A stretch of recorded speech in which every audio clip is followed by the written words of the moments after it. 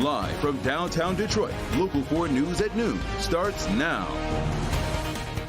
Right now, investigators need help to find a deadly hit-and-run driver after a terrifying chain of events that unfolded along M59. Deputies say that a woman was hit running on the freeway trying to get away from her boyfriend. This is a wild story. It happened over the weekend right there on M59 near Adams Road in Oakland County. Local 4's Victor Williams joins us there live this afternoon. And Victor, we understand the woman's boyfriend is under arrest? Yes, that's correct. But we'll get to that in just a few minutes. This is one of those stories that is a lot to unpack. And now, unfortunately, one woman is dead. Now, according to the Oakland County Sheriff's Department, it all started with a car ride with 3 people in a Chevy Silverado heading west on M59 around 2:21 on Saturday. That was at 2:21 a.m., by the way, so in the middle of the night. For unknown reasons, 41-year-old Cal Garrett Rasmussen allegedly tried grabbing the steering wheel and strangling the driver from the back seat. The driver was able to stop the truck on M59 near the Adams Road on-ramp and escape the vehicle. Another passenger revealed to be Cal's girlfriend, 30-year-old Sarah Ratliff. She also got out the truck to try and run away, but unfortunately, she was struck by an SUV that was traveling west on M59, only 100 feet from where the truck was parked. Unfortunately, she died at the hospital. Police are now looking for the SUV that hit her. It's believed to be an Audi Q7 2017 18 or 19 model that now has front end damage.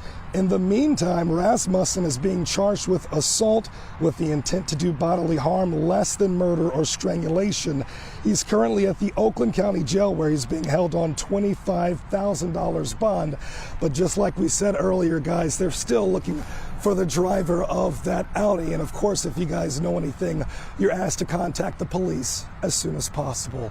In Rochester Hills, Victor Williams, Local 4. Oh, just awful. All right. Thank you, Victor.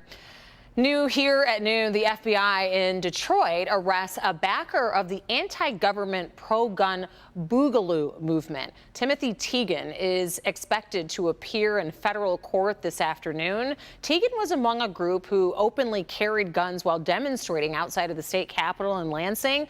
His arrests come as law enforcement grow increasingly concerned about political violence from far-right groups ahead of the election next week. We're going to learn more about the arrest during his court appearance.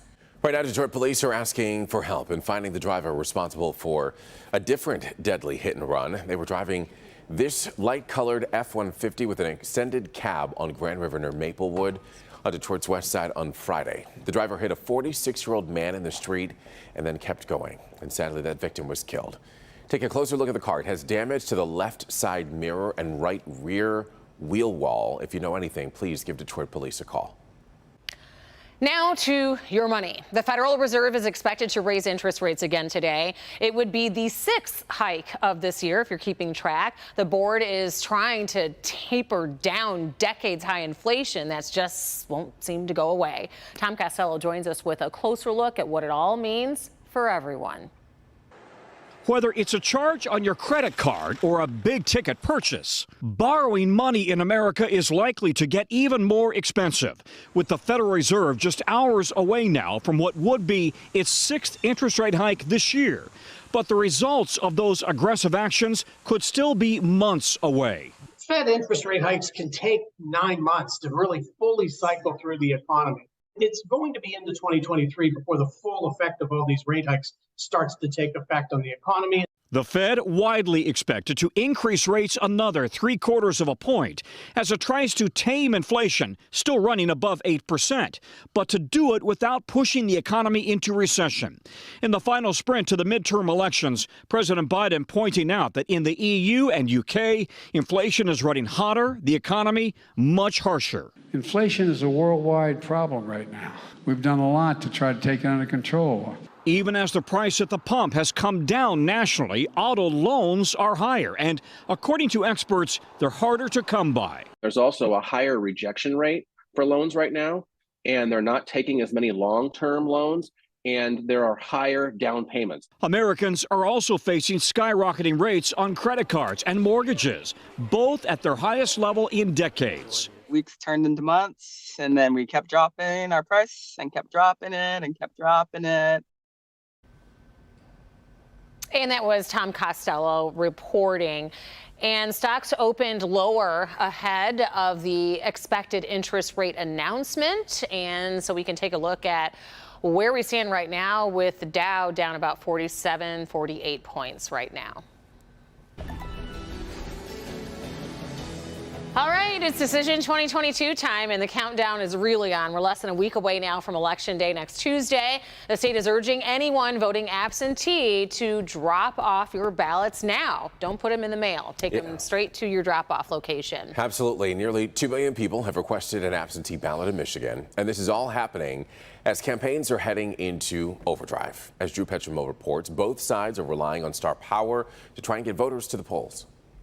Polls show neck-and-neck contests in key races across the country. And in this final push, big names are being called out to make a final pitch to voters. Two of the Democratic Party's most recognizable faces campaigning in key battleground states. President Joe Biden in Florida. It's a choice between two vastly different visions for America. Former President Barack Obama in Nevada. That's why Democrats actually have plans to take on drug companies to lower prices. Shall give them a big Georgia welcome. Meantime, former Republican Vice President Mike Pence stumping in Georgia. We've got to re-elect Brian Kemp. Former President Donald Trump will hold a rally in the Sunshine State on Sunday.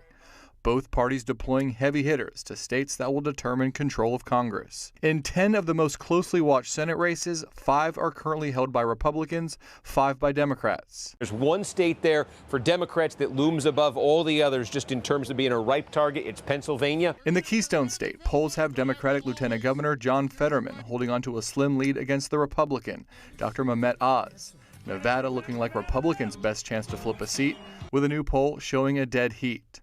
On the issues, it's the economy, crime, abortion rights, and threats to democracy driving voters like Tony Figueroa to the polls. I want to, have my own place, to call my own. Been saving up for that for years now. It just seems with inflation, that goal just seems a little more out of reach day by day. In your eyes in this election, it's democracy that's at stake, no? Yes, it is, because it's become the truth versus lies. Across the country, candidates trying desperately to convince voters they have a plan to address these issues, hoping to tip the election in their favor in the final days of the campaign.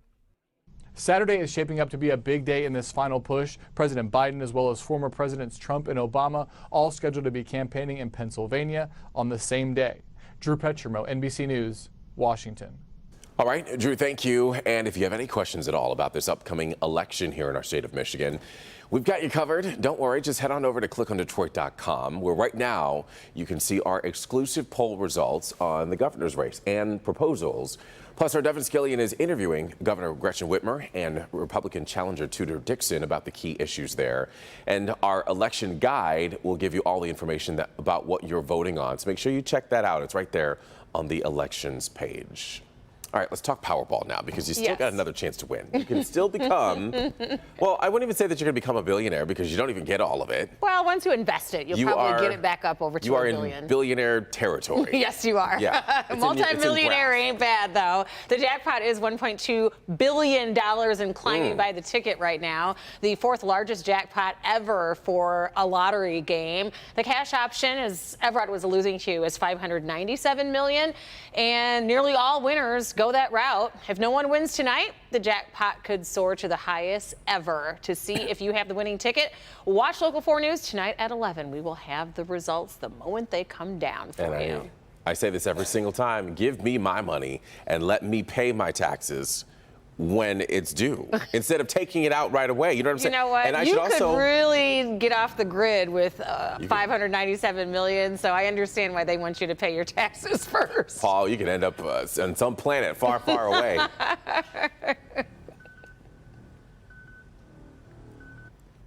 Yeah, I'll tell you, with the taxes taken out, would I have enough to buy the Lions? I don't know. I don't know. Are they worth How more much is than a football $500 team? million? We'll get our Google crack that staff on during your weather report. We'll get we'll the crack, report back to you on that one. staff on that one. But let me tell you, we're going to start with Ford Zone weather here. We'll start with the Metro Zone. Look at this. We're already in the low 60s here in the heat island here. You can see City Airport and City of Detroit, you're at 63, 63 Livonia, 61 Canton, 62 Metro, 63 in Taylor, Troy, Sterling Heights, you're at 60 degrees. A little bit of an influence from the water here, Mount Clemens and over in Grosse Ile. Now let's get down to our South Zone where it's 57 here in Dundee, still 56 over in Deerfield, 59 in Adrian, 61 over in Saline, 60 over in Monroe. West Zone, it's generally, well, mid-50s in Gregory, 55 there, but 62 in Milford, 61 at Whitmore Lake. And in our North Zone, a lot of temperatures right around 60 degrees here, 57 though at Emmett, 54 Sandusky, 61 over at Deckerville. I'm suspecting that Sandusky temperature just hasn't updated yet. But severe clear here on the satellite, lots of sunshine out there, so we're going to continue with the November grilling forecast. Mid-60s for a high this afternoon, maybe even a few of you in the upper 60s. What a day. But we have the weekend to talk about with some rain chances. We'll do that in a few, guys. We did some research for you. You can definitely buy the Lions. Well, Martha she bought it for $4.5 million. Yeah. But they're valued at $2.4 billion. Oops. They have an operating cost of $22 million, so you could cover that. Paul. Yeah. And then invest the rest, and you're good. And you could get a few other teams. Mm-hmm. we're just you here to could buy the whole news. NFL practically. No, you couldn't. But you could probably get about 2 or 3 teams. Absolutely. Yeah. Listen, still ahead here. CVS and Walgreens, they've agreed to pay billions of dollars over a major mishandling of their pharmacies. We're going to have details on that just ahead. Yes, we'll take a closer look. Also ahead, we are learning disturbing new details about the attack of Speaker Nancy Pelosi's husband. What prosecutors say the suspect planned next.